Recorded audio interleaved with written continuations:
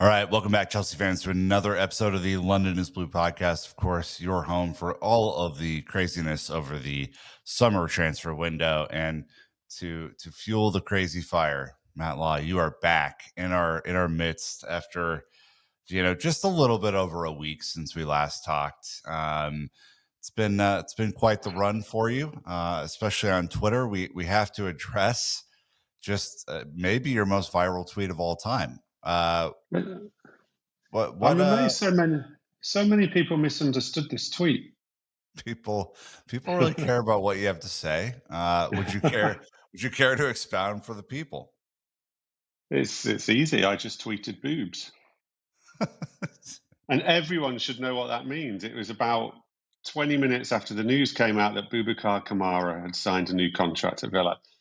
In Villa world, that's big news. Every Villa fan knew what boobs meant. Every non-Villa fan thought I'd been hacked.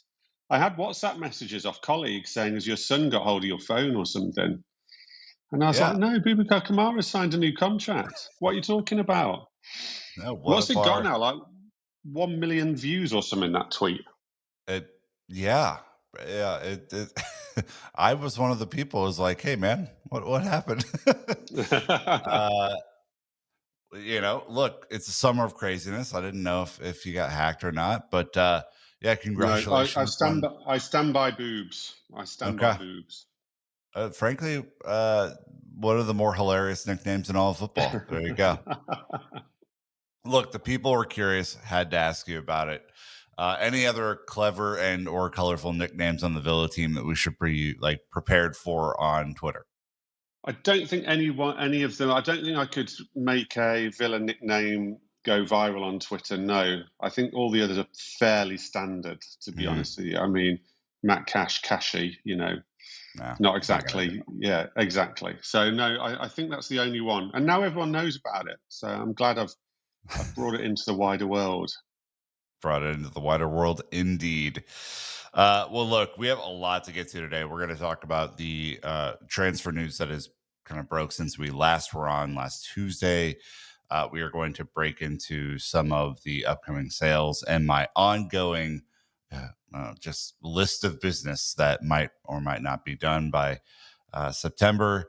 And then we are going to do in the last segment, so stick around for segment 3, just an assessment of where Chelsea's squad stands today. And we're going to take a look at each position group out of 10 and kind of give an overall rating as it stands today. And then we'll do this at the end of the transfer window too, to see how the business officially went. So let's get kicked off with some of the business. Obviously, the big news yesterday. We're recording this on Thursday, 31st. Broke yesterday, the 30th, that Jerel Hatau has indeed signed for Chelsea. This kind of culminated, but a 2-week stretch where Chelsea got some business done with Ajax. Big news for the likes of Marc Cucurella, who has been asked to do basically everything at left back for Chelsea over the last 2 years without a whole lot of support. What are your thoughts on this move and kind of how it transpired, the fee structure, all that sort of stuff? Look, I think it's a really important one for Chelsea because we've spoken before about Cucurella needing some help, and Yeah. I was pleased when I checked this out last week, and I specifically checked, what's he coming in for? Like, what is he coming in just as a defender who can play left centre back and left back and be a bit of a utility guy? And I was literally told, no, we see him as he can play elsewhere, but we predominantly see him as a left back. It's all in mind to give some strength and depth to that position with Cucurella, because Cucurella can't play, including the Club World Cup, the season just gone. Cucurella, of the outfield players, played more minutes than anyone. I think he played more minutes than anyone in total, actually, including the Club World Cup. And you can't just go through flogging him like that. Basically, it's going to catch up with him being, a tough season with Champions League and Premier League. So it was absolutely crucial the club got in some help for Cucurella and recognised that. And they've done that with Hatto. I mean, it's been clear for ages that Hatto was the first choice. The deal was kind of virtually done last week, to be honest with you. The talks were very, very positive from early on. There was a deal there to be done. It wasn't too much haggling or back and forth. Um, Seems to be a deal around 37 million, 35 to 37 million. Obviously, some add-ons and things like that, but all very much done. He hasn't, I mean, as we speak now, he hasn't physically signed, I don't think, but the deal is agreed and done. But I mean, like I say, from basically the start of last week, it was clear he was signing. It was just a case of them actually saying, "Yep, all agreed." So no, good business by Chelsea. And I know there's probably some more business to do and more things they want to do, but I'd actually say that if you started the season today now, because you haven't had Nkunku go and because there's some of the players around, I think he was that position was probably the last bit where you really wanted some depth. So I think they're, with 2 weeks to go now till the start of the season, I think they're in a very good place with their incomings, certainly. And they start pre-season, of course, next Monday, I believe, August the 4th. And it's good that Hatter will be in for that. It's good that he will, Yeah. you want as many of your new players in as you can. It's a mini pre-season. They're not going to get long. So as many players as you possibly can who weren't at the Club World Cup or didn't get much time at the Club World Cup, you want them in as soon as possible on this mini pre-season. So it's good he's in for that. Yeah, I couldn't agree more with that. I think like this is the core difference in how Chelsea have done business over the last couple of summers, where they've waited until the very end of the window or done kind of a late scramble on stuff, and like how you get business done early in this window so that players are able to participate in what is effectively a 2 week kind of mini camp to get ready for Yeah, the start of the season. I think that does really matter, especially because Cucurella in particular has been played so much that even if yeah, Hato isn't perfectly prepared to play in the system, has a lot to learn. I think that's all fair, right? I mean, he hasn't mm, played for Enzo Maresca before. I'm not assuming he's going to slot in on day one, but even if he's able to provide just a little bit of relief in August and September, it could really save Cucurella's legs as we look all the way down the line to what is going to be an insanely jammed calendar again,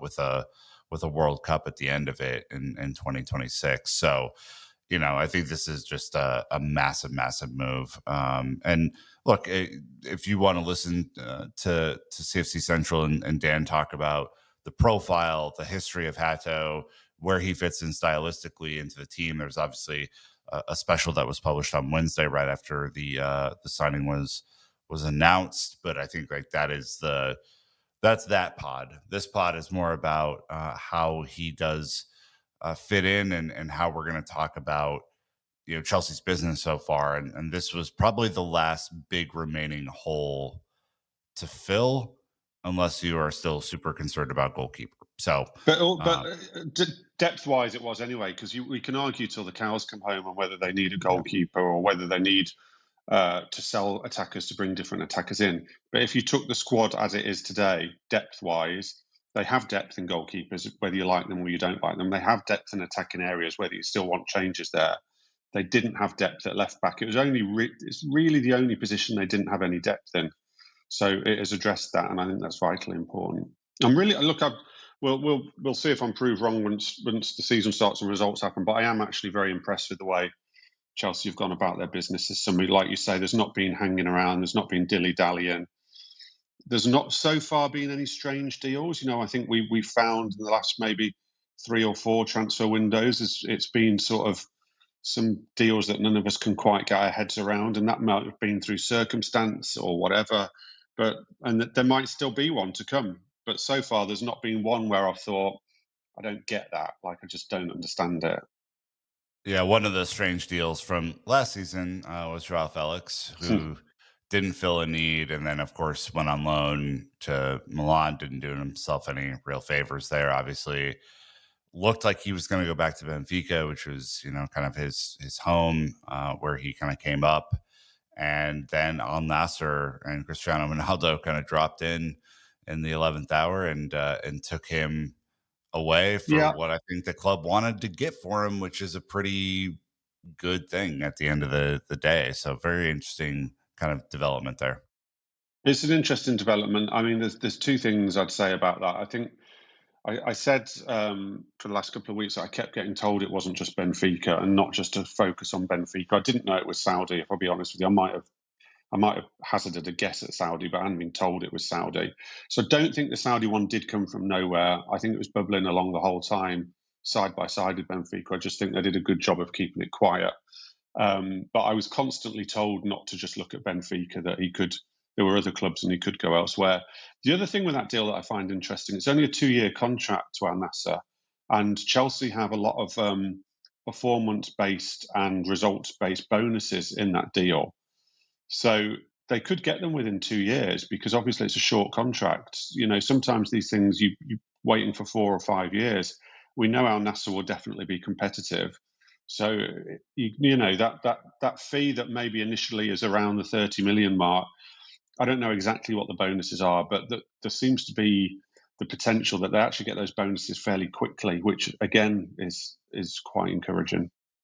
Good for the books, for sure.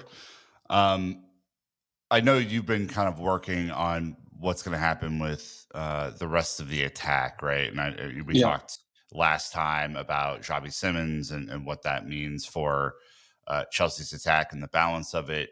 What are the updates on that? Because it feels like the club was really focused on getting Hatto done first in the order of operations, and they kind of just moved progressively through their targets here. Thoughts on Simmons and where that goes? Yeah, I think when you say that, I do think, had they have sold Nkunku last week, for instance, or somebody else within the sort of first team group, I don't think sort of Felix, he helped unlock it a bit, but I still think they feel they need to make some proper room within the first team group, which Felix was no longer part of. I think, for instance, if Nkunku had gone last week, Simmons could have ended up coming in earlier than Hatto, but they do want to be sure of some outs before they sort of go head first on Simmons. Clearly, there's an inquiry being made. There's been talks. There's a lot of positivity around Simmons and around people involved in the deal that will be done still. I'm told as we talk on Thursday afternoon that Chelsea haven't actually put in an official bid yet. There's a feeling that some of the reporting got a little bit carried away with the speed of it last week, because it's always been stressed to me that they need to sort outgoings. Whether they actually have to physically sell or just be sure that they're going to get a sale, I couldn't tell you. I suspect they don't need to physically sell or want to physically sell to do it, but they need to be a bit more sure on someone like an Nkunku or even just a Tyreek George loan. It might not even have to be a sale, but there has to be the space there, because at the moment you've got Nkunku and Cole who can play number 10. You've got Gittins and Tyreek, who at the moment would be your left-sided options. Tyreek, they want to loan out. Interestingly, so I told you last week that there's three players that Leipzig like. We knew about Carney. It had been reported elsewhere about Broja, which is correct. Also Tyreek. Leipzig like Tyreek and are interested in a loan in Tyreek. So that could be an interesting option too, because I think Chelsea would quite like that. They want to see Tyreek go out on loan, play somewhere where he'll play a lot of minutes in what they believe is a good setup. So watch for that as well. But yeah, no official bidding as we speak now. It'll be sod's law when I come off this. I'll find out within an hour there has been a bid. But they still want the outs on that, but there's still a lot of positivity around that. And it's not a case of it stalling or a problem. It's just a case of that will really speed up when they're a bit more sure on outgoing, whether it be, like I said, Tyreek loan and then Nkunku sale, something like that. Yeah, I mean, one of the things that we've kind of talked about is like what the market for Nkunku is, and last, or it might have been 2 pods ago, we kind of stressed that of course there's been a continental market for Nkunku. I think there's been interest from Bayern pretty consistently over the last like kind of year. There might be some interest in the Premier League. I think that you mentioned United was potentially an interest for him. Like, what do you think the market is for him if like he's part of this system that needs to kind of move to get other things on the Yeah, way? I think in Nkunku, Jackson's kind of in this position as well. Nkunku's on a lot of lists. When Forest thought they were losing Morgan Gibbs White, Nkunku was high on their list. He's apparently on a Newcastle list, not necessarily dependent on Isak at all, because obviously he's not an out and out striker. We know that he's interested United in the past, and there are others. And he was on the buying list. Is he still on the buying list now that they've signed Luis Diaz? Not sure. Not quite sure on that. But he's not He doesn't seem to be number one on anyone's list. This is where I'm coming to with Jackson as well. The two of them are kind of. You could name 6 to 7 clubs who will have these guys on lists, and there'll be 2, 3, 4, but they're not number one. So it's taking a bit of time because you've got to wait for that merry-go-round to kick into action. Who gets who misses out on who leaves. Morgan Gibbs-White stays, so that changes Forest's priorities all of a sudden. Newcastle are now involved in this nightmarish scenario for themselves around Isak and strikers, so I'm imagining everything else is on hold. So Nkunku's just become a little bit of a sit and wait because he's not a number one, but the expectation remains that Nkunku will leave Chelsea permanently before the end of the transfer window, but it's probably not moving quite as quickly as potentially we thought it might. Right at the end of the Club World Cup, when he'd had quite an encouraging tournament. That's not to say something doesn't develop very quickly, because that's what happens in transfer windows. Right. The rumors of Garnacho simply will not die Not on the rumours. incoming. Not No. rumours. I mean, it's fact. Chelsea want him. That is cast iron fact. Give us the cast iron details then. So the cast iron details are they've already done background checks on him. So I think the big question mark for a lot of people is around Garnacho's character and temperament, because there have been a lot of accusations made there, whether they be fair, unfair, true, untrue. But he's been bombed out at United. I think lots of people make a lot of assumptions about his character. So I don't know the lad. I've never even interviewed him. I'm not even sure I've been in the same room as him. I've obviously been watching him while he's been on the pitch. They've done a lot of background checks on him, and I'm told they're comfortable with what they've had back. They don't have any issues about his character. So clearly there's work going on in the background on Garnacho. They've not made a bid for him or anything like that. I think there's a feeling that wait and see what United do around their strikers and how much they spend, whether they get Sesko and spend an awful lot of money, because then they're going to have to make sales and valuations might come down. I've always felt that wherever Garnacho goes, whether it be Chelsea or anywhere else, it's probably one that was always going to be later in the window than earlier, because that valuation started very high and it was always very clear it was going to drop. I'm told Garnacho wants Chelsea. He wants to stay in the Premier League. Ideally, would like to play in the Champions League like most players do. And he's set his heart on Chelsea if possible. I don't know whether there's been, whether Enzo Fernandez is involved in all this or not in terms of background checks. But I always think it's the homework's been done.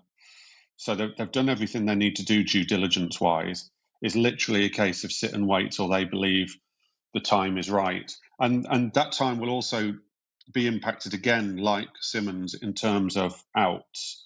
Because at the moment, you're looking at, you've got Pedro Neto and Estevao as your options on the right.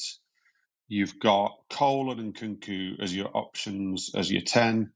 You've obviously got the Delap, Pedro, Jackson as strikers, and Pedro can also sort of fill in other positions too, if need be. A lot of flexibility up front. Yeah. And then you've got Gittins and Tyreek. Now, the club believe that Tyreek's development would be an awful lot better served to go out on loan, because they feel he had a breakthrough season at the end of last season, and now he needs to try and play more regularly, and sitting on the bench is going to do him no good whatsoever. And they asking Gittins to come in at his age and his profile and basically be the only natural left-sider in what is going to be a very tough campaign. I think they feel that could be tough on the lad and not be best for his best chances of making a successful first season. So they want some depth there, and that's where Garnacho comes in. They've liked Garnacho now for well over 6 to 7 months. And if they can make the space and they get the right noises from United in terms of sale and valuation, they will go for it. Is this because I think, look, the rumors about Garnacho have been out there, about like some of the not so great stuff, right? Obviously, United's going through their own kind of interesting club evolution that has been even bumpier than what Chelsea's gone through at times. Do you think that there is a chance of just the environment for the player not being great and Well, another type of environment being better? Like, is that kind well, of a look, vibe? I mean, last season we'd have had similar conversations around Sancho, and whilst people would say that Sancho wasn't an overwhelming success at Chelsea, he certainly didn't cause them character problems or behavioural problems. There was nothing there. He was so. They've been through that rodeo once already with Sancho, where I think they'd have probably got a lot of warnings or accusations of he's this, he's that, and in actual fact, they found him to be something different.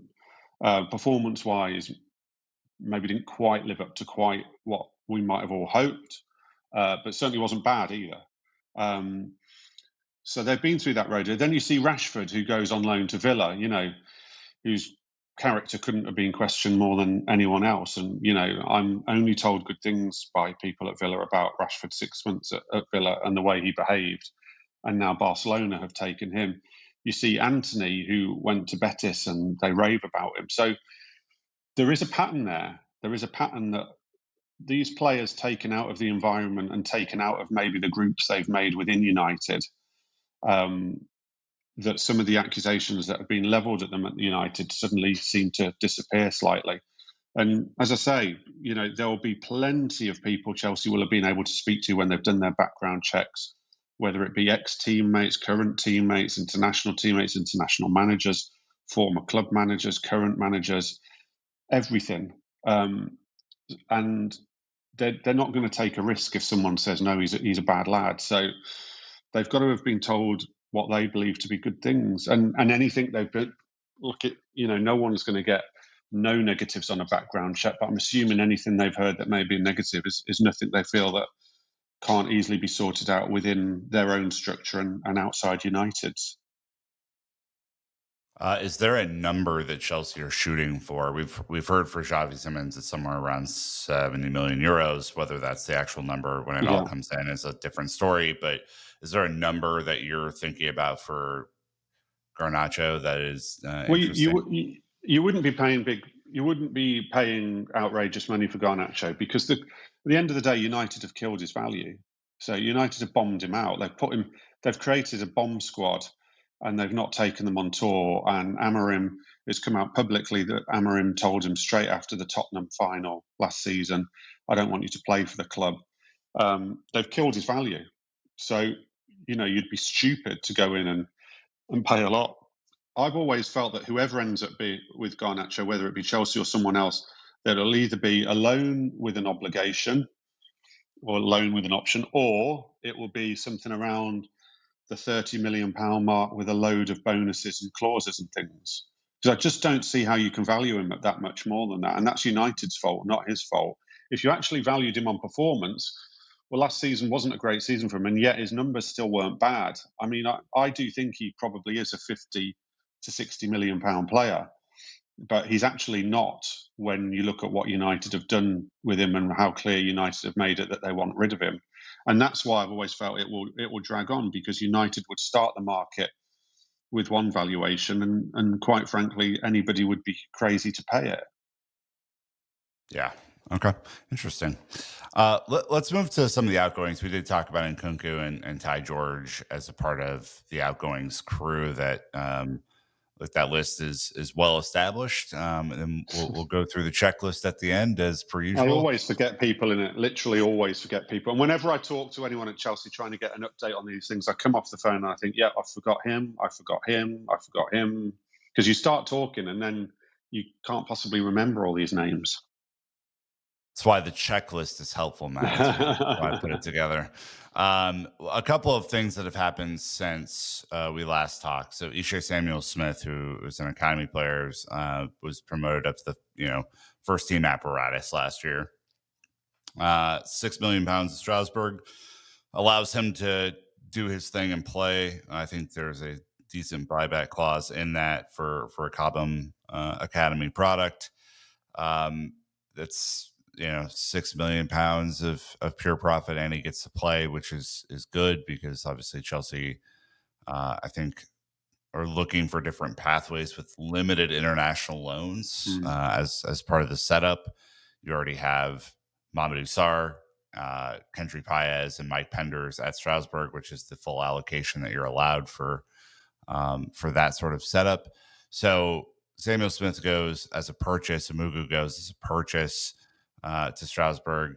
But you've done some digging on the logic of the Mamadou Sarr purchase and loan back to So Strasbourg.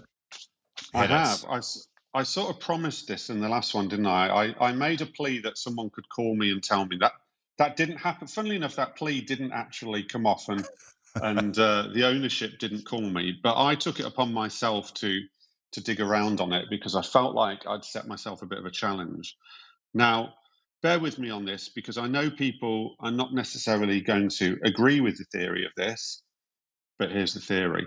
So I'm told that there are two key reasons why Chelsea signed him permanently now and ended up loaning him back rather than just leaving him there and signing him for next summer, therefore not having to use up a loan spot.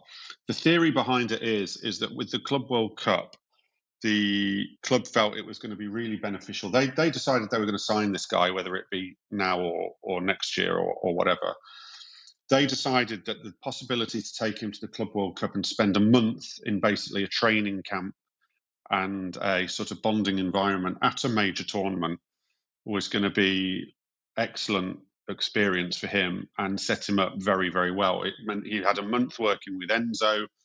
It meant he had a month working with the other players, and it also exposed him to an environment of a major tournament with the travelling, with the training camps, with the sort of day-to-day rhythm of between matches and matches. So that is the first reason they couldn't take him if he wasn't their player.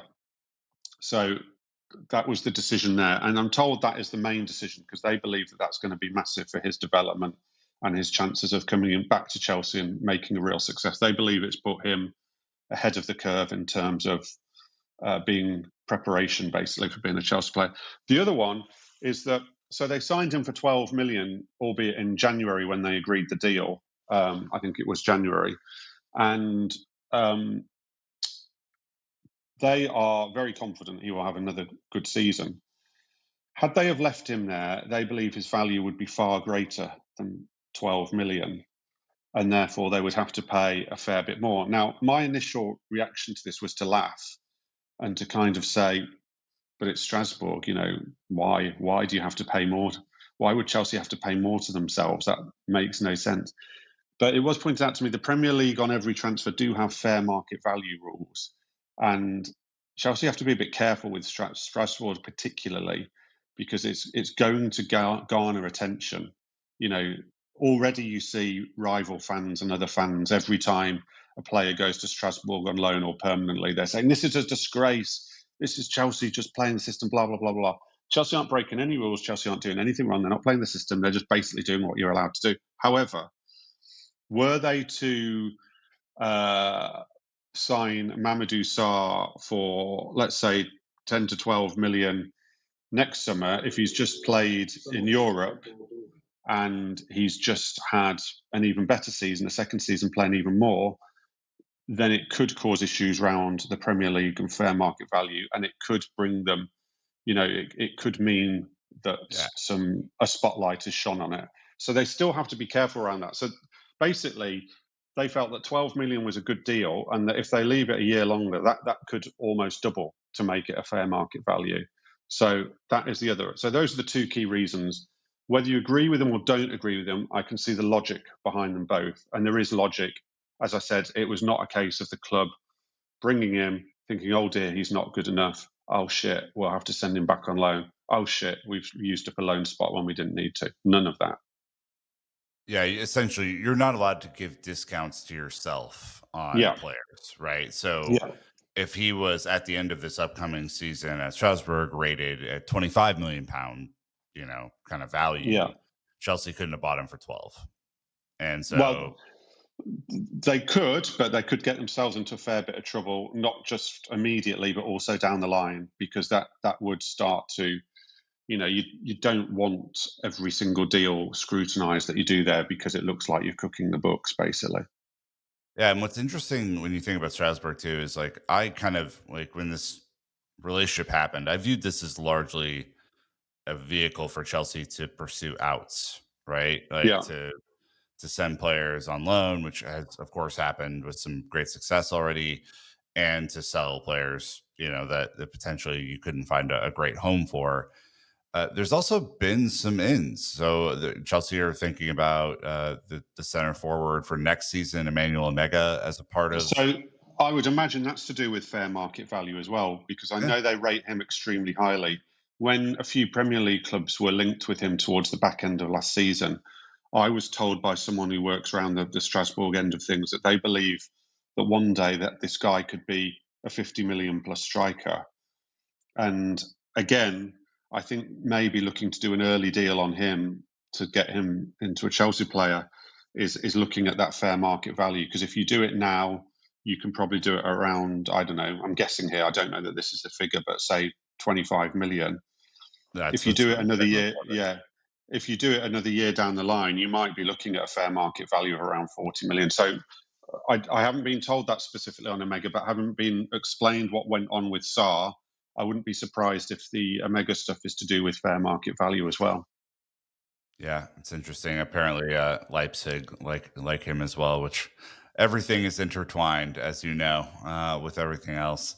Look, I think when we talked last week, there were some conversation around, hey, does Fulham want to do the double swoop for Sterling and Dewsbury Hall? There, those rumors have kind of persisted.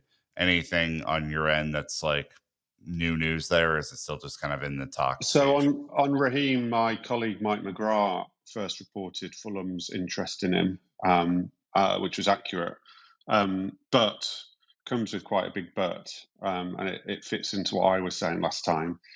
Um, they would kind of prefer a loan if possible.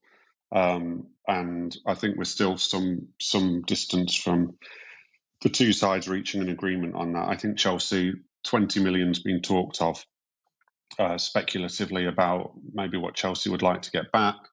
So that's still got some time to go. But Fulham, from Raheem's point of view, makes a lot of sense because it would obviously keep him in the Premier League. It would give him, I imagine, like a lot of former England players, he'll have designs on trying to get back in the England squad, and it will also be good for his family environment.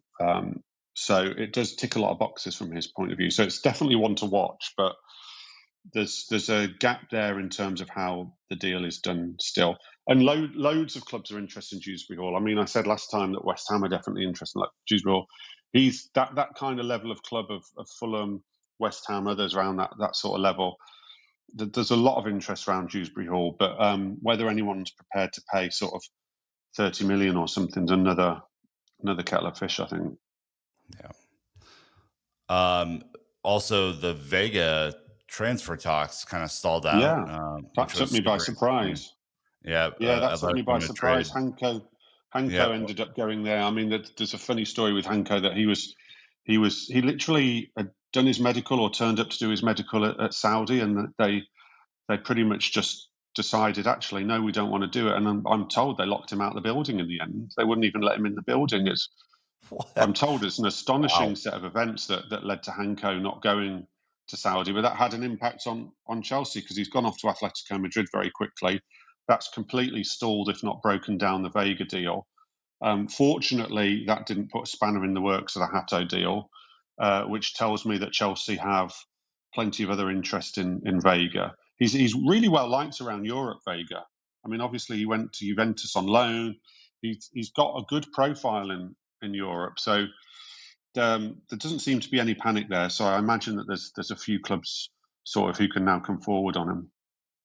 Yeah, you also mentioned the striker merry-go-round that is largely taken off since we last spoke Yeah. on Isak being kind of the central figure here.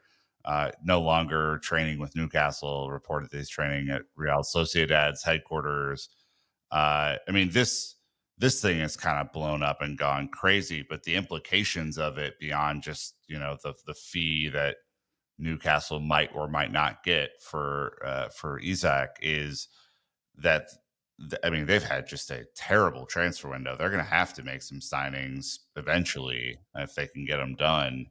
And then what that does to the rest of the teams that are kind of jockeying for strikers. I mean, what do you make of this? Because I mean, obviously Nico Jackson is involved in this merry-go-round, but I Yeah. think like not a central figure in it, if that makes sense.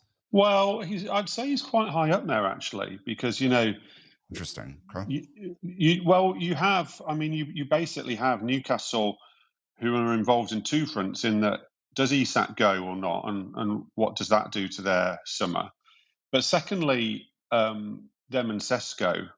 And Sesko with Man United. Man United have been briefing that they won't pay the money on Nico Jackson, and that whilst they showed a little interest, they're not really that interested.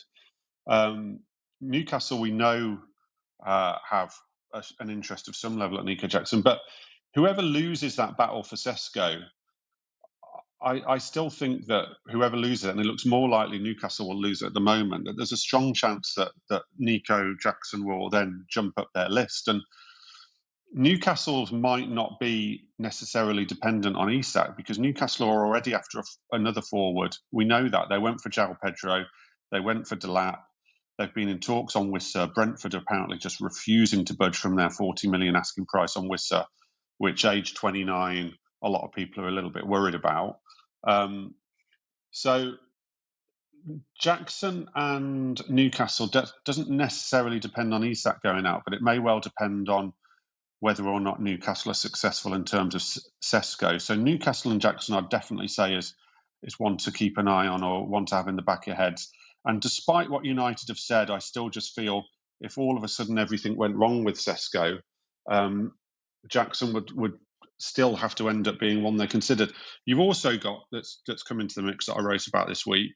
I'm told that Juventus definitely are trying to sign Kolo Muani permanently, and that seems to be their focus.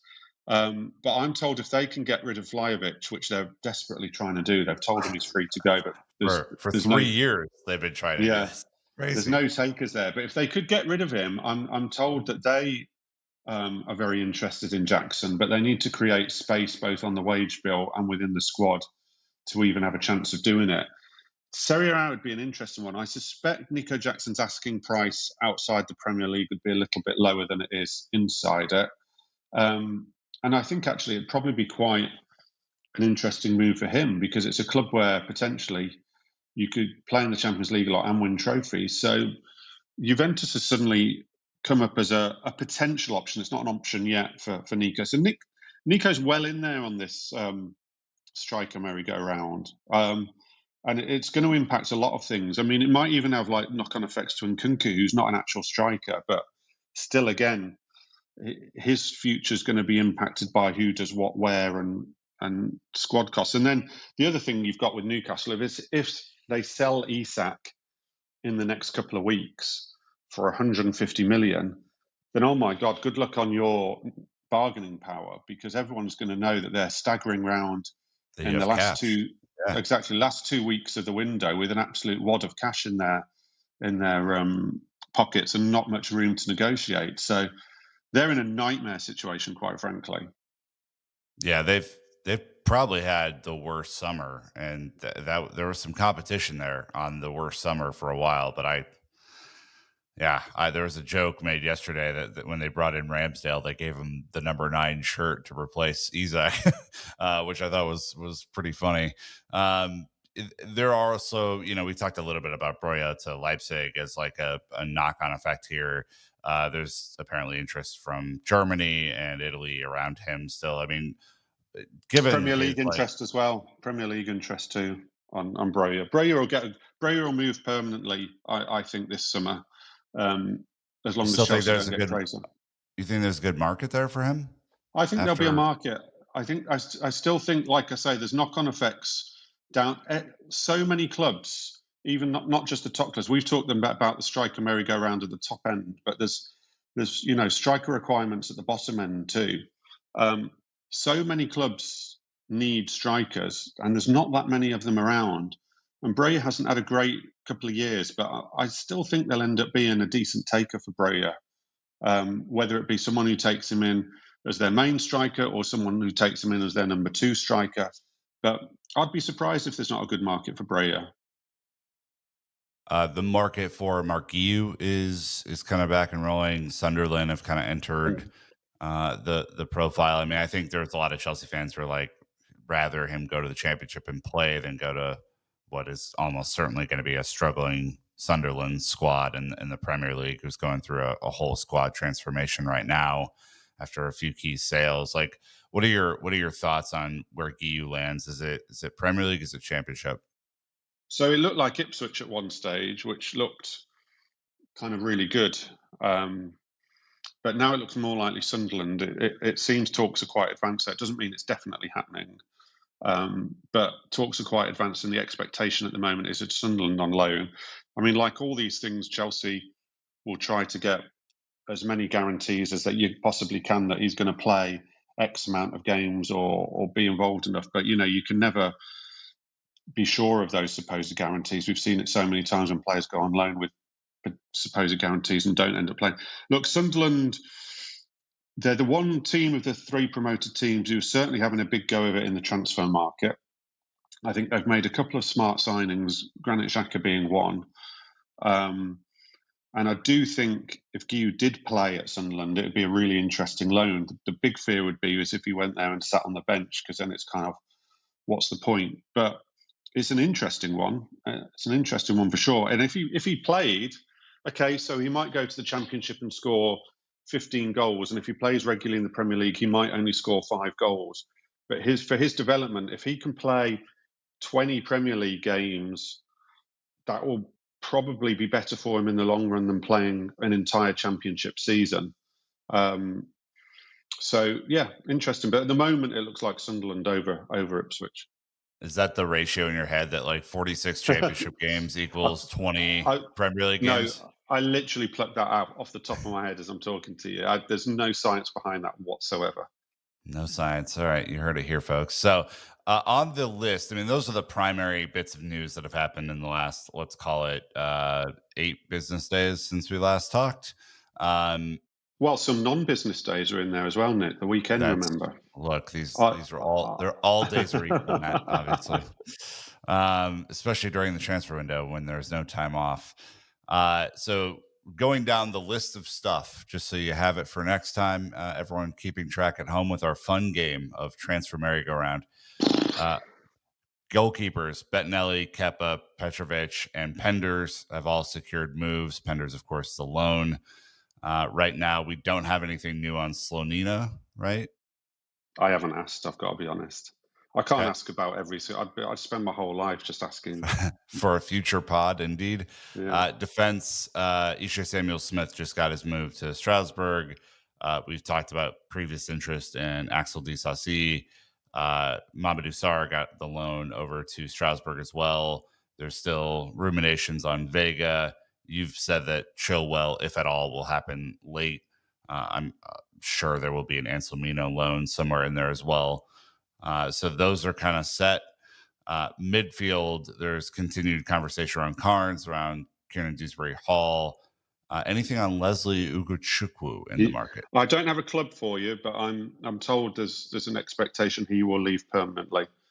They expect to sell him rather than loan him at this stage. That would mean that they must be in talks with clubs. I don't have the names of the clubs, but yeah, they think that a sale is going to happen on Leslie. What about Kellyman? No, whether he goes, he's had terrible injury problems with his hamstring. I think the idea for Kellyman is to probably secure a loan, but I don't quite know where he is with his fitness at the moment. I'll be honest with you. And then forward areas, Kendry just secured his loan to Strasbourg. You've mentioned Ty. You've mentioned Nkunku. Joao Felix got his move to Al Nasser. Talked about all the implications with Jackson. Madueke sold to Arsenal. Mark Guiu involved in talks. Raheem Sterling involved in talks. Armando Broya involved in talks. So it looks like 1, 2, 3, 4, 5, 6, 7, 8, 9, 10 moves have already been secured out of the better part of 22 total. So making some progress here with about a month left to go in the window. Yeah, definitely. I mean, they're doing well at the moment, both ins and outs. They're doing well. I mean, I wrote a piece today that Tottenham still haven't sold a senior player yet this window. They can't sell players. Villa haven't been able to sell a senior player yet this window. There's a lot. Man United, have Man United actually sold anyone yet? There's lots of clubs who can't sell players. Lots. Arsenal can't sell players at the moment either. They're doing really well on sales. It's not actually an easy market to sell at. Loads of clubs have just got their transfer business locked by an inability to sell players. Strategy must be working then. Jokes, of course, that Joao Felix could potentially, if the add-ons pay off, go for more than any Arsenal senior player ever in the market. So eat your heart out, Arsenal. All right. Last bit of this, Matt, because I wanna have something to reference when we get through our like kind of window look back episode that we'll do in September. Currently, I want to go through every position group and I want you to give a grade out of 10 as to where you feel like they are today and in preparation for what is going to be a big season full of expectations, whether the club is placing them or that's just us as fans placing them. So, goalkeepers out of 10. Right now, you have Robert Sanchez and, of course, Philip Jorgensen as the backup. Thoughts on goalkeepers out of 10? Who's the number 3 goalie at the moment? Is it Selena? Slanina, I guess. I mean, Yeah, I need to ask about that because they do need a number 3 goalkeeper. So I'd say there's still a little bit of work to be done there, and obviously we'll all question whether Sanchez should be number 1, but he did finish the season very well both in the league and the Club World Cup. I'm going to give them a 7 out of 10 on the goalkeepers, I think. okay. I will go 6 out of 10.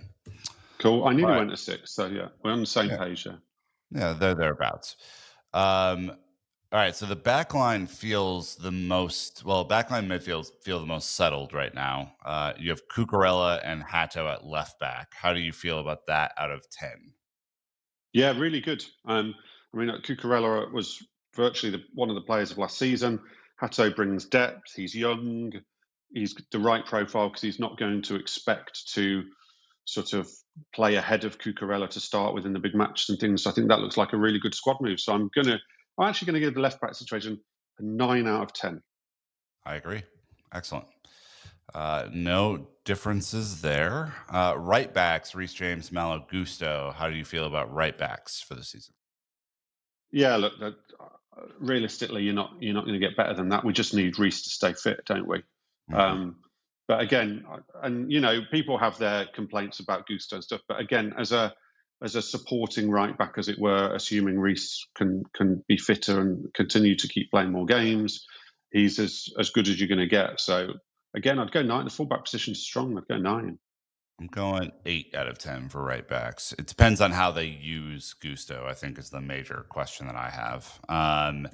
Center backs, Colwill, Badiashile, Chalaba, Fafana, Tosin. How do you feel about the center back groups? My only slight issue is obviously centres around Fofana's fitness. I really like Tosin. I love Trev. We still can't be 100% sure on what happens with Trev. Um, and then Colwill is very good, but is the sort of competition below him of the sort of Champions League standard. Not sure. Because of Fofana's fitness and because of that, I'm actually going to give the centre backs probably a 7 out of 10. Okay, I went 7.5. So you're same ballpark there. Central midfield right now we kind of have listed as Moises Caicedo, Enzo Fernandez, Andre Santos, Dario Sugo, and Romeo Lavia. By the way, I'm not doing point fives. It's a cop out. Okay, okay. You know what? Then I'm going. You can I'm do going. point fives. I'm I'm going not. I 7. refuse to do point fives. I accept the rules. I accept the rules. Sorry. What was it on the midfielders? Who were judging this time? Caicedo, All the Lavia, central midfielders. Asugo. Yep, Andre, Enzo. This is difficult because I've not seen Asugo play. So I'm going to have to go off what I've read about Asugo and clips because I've not actually watched a proper match of Asugo. They definitely needed some depth to the Caicedo thing. So assuming Asugo's good, I'm going to give all that an 8. But that's very much on the assumption that Asugo's good, because if they hadn't got Asugo, or if Asugo's not that good, it would definitely have to go down to a 7 because it would be too reliant on Caicedo staying fit. But I'm going to give Asugo the benefit of the doubt, so I'm going to give it an 8. I'm in the same place, but I'm more worried about Lavia than I am about Asugo. Yeah, good point. Good point. All right, attackers, which I will also characterize as wingers because they all kind of are in this new shifting mold up top. Neto, Esteval on the right, Gittins, and whoever else you want to put on the left. And then, I would throw Palmer in there as well, and Kunku, that group. What do you give the attackers right now Yeah, without I do. the additions of potentially that we talked about earlier? Yeah. So as we stand now, I do think there's work to be done there, because I think Gittins and Tyreek, or sort of Gittins and no one, is light. I think obviously Cole's and he's incredible, but Nkunku behind him, given you've got to assume that Nkunku feels his future's elsewhere, is a situation to sort out. And we still don't quite know how Esteval looks incredible talent, but we don't quite know how much he's Yep. going to really be able to play next season. So I do think I understand why the club want to do work there. So at the moment, I'd actually give it a 7, and that's even though, on his own I'd give Cole a 10. But in terms of where they are, I'd give it a 7 because I think there's work to do and there's question marks. Totally agree with that assessment. And then the strikers of Joao Pedro right now, Nicholas Jackson and Liam Delap. How do you rate that? Well, right now, I mean, if Jackson were to stay and you go in with those three, that's really strong, because, Mm-hmm. and you've got some very nice differences in profiles there. Delap's completely different to the other two guys. The other two are slightly more similar, but really good depth. You're going from just Nicholas Jackson to those three. So I'd give that a 9 as we stand today. Oh, interesting. Okay. I still don't know what this is yet. And I think until we get more XG, we get Liam Delap taking more shots in a game. I'm kind of in a 7 right now, with the Okay. opportunity to grow. So right now, Matt, you're a 9 for strikers, a 7 For for attackers, I was in an attackers, 8 for the 8 midfield. 8 for midfield. Left back is a 9. Right back is a 9. Center And then back we is were a 7 and 7. 7. And Yep. goalie was 7. 7. And that is 6 divided by 7. So overall average is an 8 An for 8, you which is right now. probably, if you said to me, what would you rate Chelsea's whole squad as we stand today, I probably would have it as about an 8. I am a 7, an 8, a 9. Left back being my number 1 position. That's an interesting way to go into the year. An 8 for right back. 7 on that, and then a 6 divided by 7. So I'm a 7.42. I'm not too far off. No. I mean, look, I think with, like I say, they're going back into this mini pre-season next week. They're in, considering how much work they've tried to do and considering how much work they want to do, I think they're in really good shape going into the first mini pre-season of next week. And they've still got sort of 5 weeks or something of the transfer window to go. So they're doing well at the moment. Well, let's wrap this one there. We of course have more content coming up throughout the next month and change on all the transfer stuff. But Matt, appreciate taking the time, going through the ever growing list of things that are going crazy in the market. And look, Chelsea fans, of course, give Matt a follow. Thanks, thank him for coming on. And then we will have a ton more for you as news breaks. But until next time, keep the blue flag flying high.